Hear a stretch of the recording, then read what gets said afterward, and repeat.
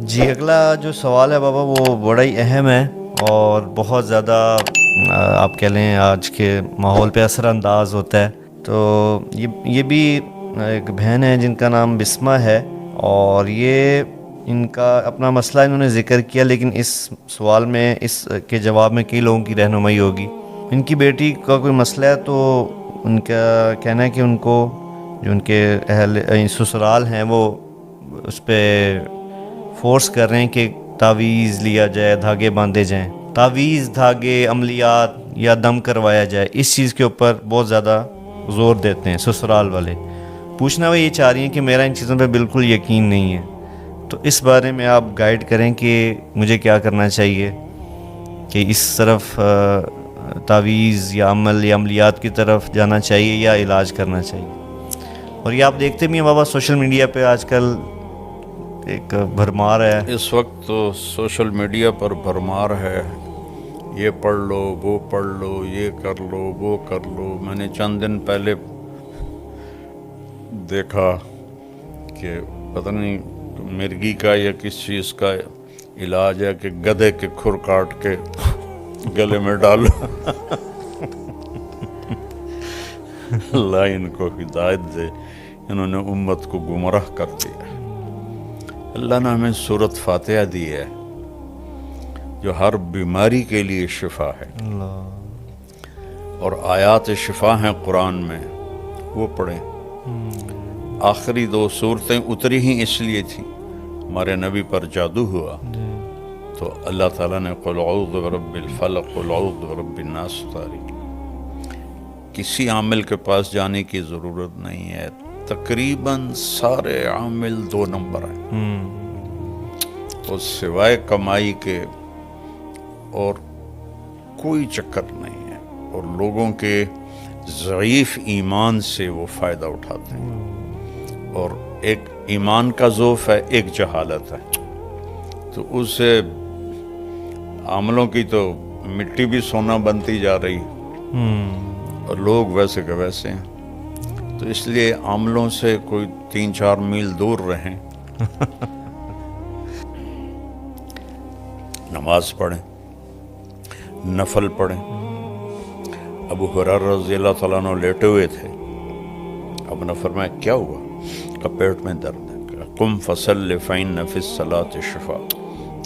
ابو ہریرہ کیا ہوا؟ کہ جی پیٹ میں درد ہے. کہ اٹھو نفل پڑھو، نماز میں شفا ہے. اللہ. اب یہ عمل بتائیں تو عاملوں کی روزی جاتی. وہ کہ اس لیے میری گزارش ہے کہ عاملوں سے دور ہی رہیں تو اچھا ہے.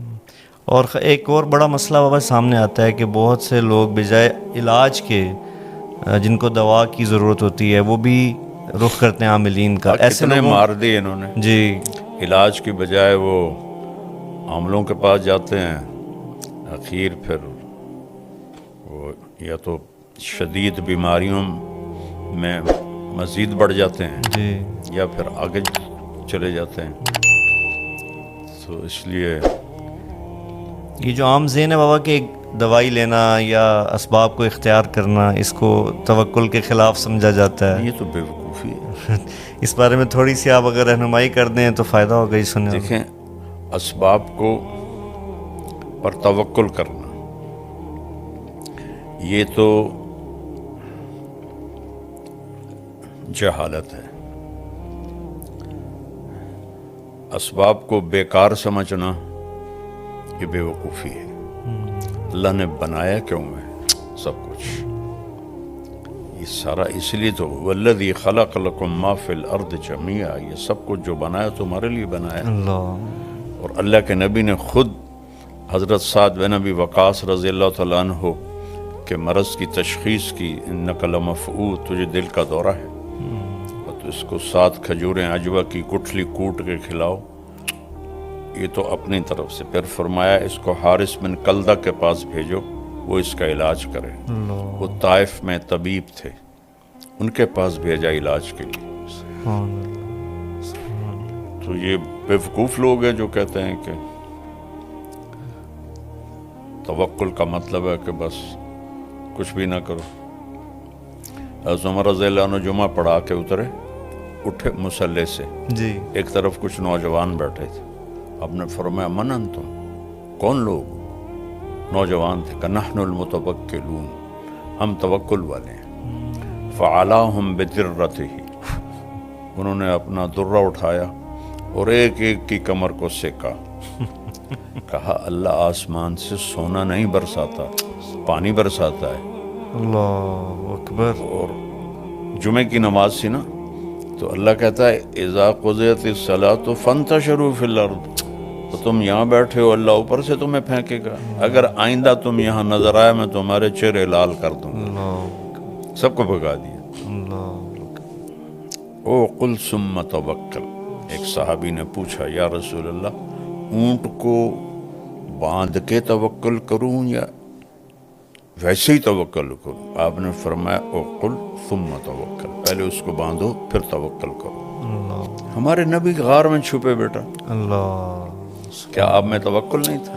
سبحان اللہ۔ 3 دن سخت گرمی ستمبر کے مہینے، 27 سفر کی رات، 28 سفر کی رات، 29 سفر کی رات، اور 1 ربیع الاول کو آپ وہاں سے نکلے، اور سارا راستہ تبدیل کیا۔ ایک کافر رہبر تھا،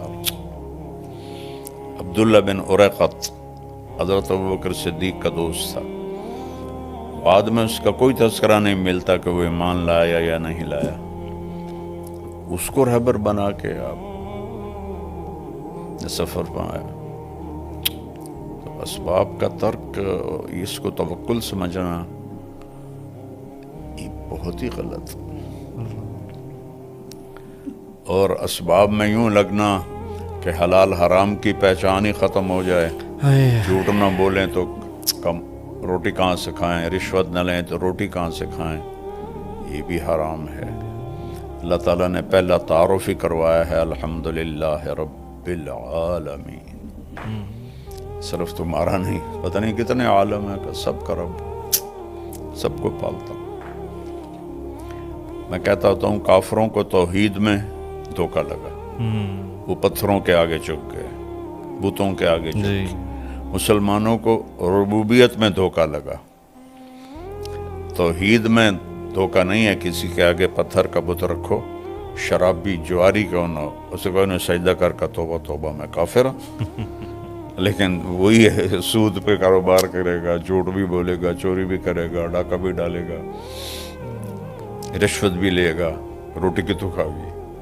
تو مسلمانوں کو ربوبیت میں شک پڑا تو اللہ نے الحمدللہ رب العالمین سے قرآن شروع کیا، اور قل اعوذ برب الفلق، قل اعوذ برب الناس، رب سے شروع کر کے رب پہ ختم، سبحان اللہ۔ اور نماز شروع کی الحمدللہ رب العالمین، رکوع میں گیا سبحان ربی العظیم، رکوع سے کھڑا ہوا ربنا لک الحمد، سجدے میں گیا سبحان ربی الاعلی۔ اتنا اللہ نے رب کا تکرار کروایا مسلمانوں سے، میں رب ہاں، میں رب ہاں، میں کھوامنا ہے، میرے کو کوئی تھوڑ کوئی نہیں۔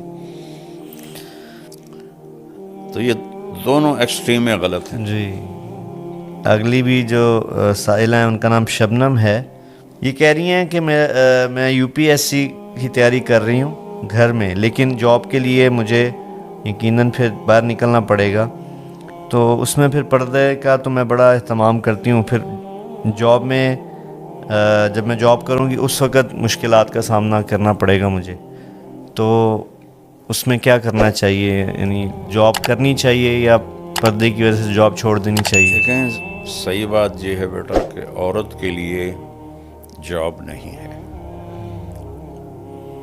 وہ خاوند کے ذمہ ہے کہ وہ اپنی بیوی کو موت تک اس کی کفالت کرے، اس کے بچوں کی۔ جو مہر لکھا جاتا ہے یہ کسی کی بیٹی کی قیمت نہیں ہوتی، مہر ایک علامت ہے کہ جب تک یہ نکاح قائم رہے گا یہ لڑکا اس لڑکی کی، اس کے بچوں کی کفالت کرے گا۔ اور عورت کی جاب ہے گھر اور بچوں کی تربیت اور پرورش، جو سب سے بڑی جاب ہے، سب سے بڑی جاب ہے۔ جب اس جاب سے ماؤں نے منہ پھیرا تو اولادیں انسانیت ہی بھول گئی. اس وقت ہمارے کالج یونیورسٹیز نشے کے اڈے بنے ہوئے. 80% بچے بچیاں نشہ کر رہے ہیں اور girl friend boy friend culture ایسے ہو گیا کہ جیسے کوئی یہ گناہ ہے ہی نہیں. اللہ تعالیٰ نے کہا لا تقربوا الزنا انہ کان فاحشۃ ومقتا وساء سبیلا. زنا کے قریب بھی نہ جاؤ. یہ عجیب بات ہے. کہنا تھا زنا نہ کرو, قریب نہ جاؤ کا کیا مطلب؟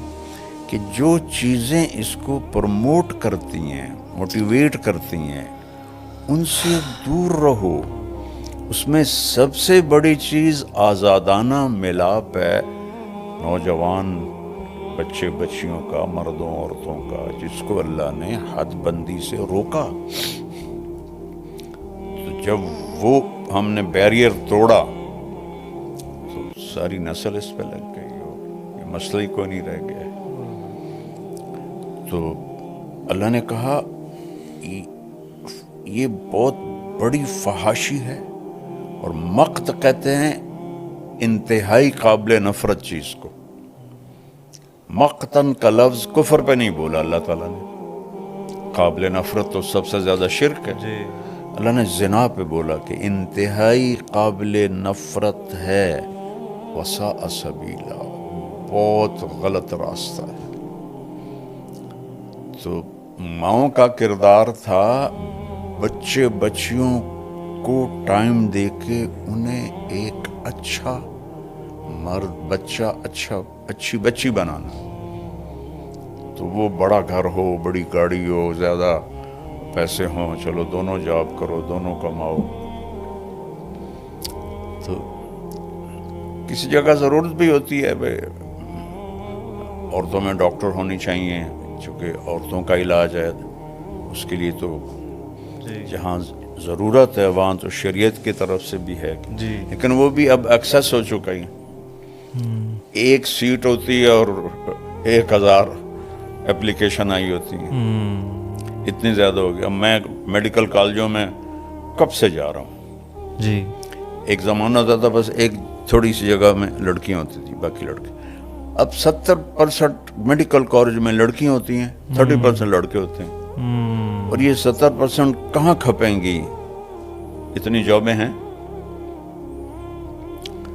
تو وہ آخر میں جا کے ہاؤس وائف بن کے بیٹھ جاتی. کوئی ہوتی ہے جو, تو اس کی ڈیمانڈ تھوڑی ہے, سپلائی زیادہ ہے. بہرحال ضرورت جہاں ہے وہاں شریعت اجازت دیتی. لیکن اصل ہے کہ ماں اس لیے ہے, بیوی اس لیے ہے کہ وہ اپنے گھر کو سجائے, اپنے بچوں کو اچھا انسان بنائے. تاکہ میں جاب سے روکتا نہیں ہوں, گھر نہیں چل رہا اور تنگی ہے,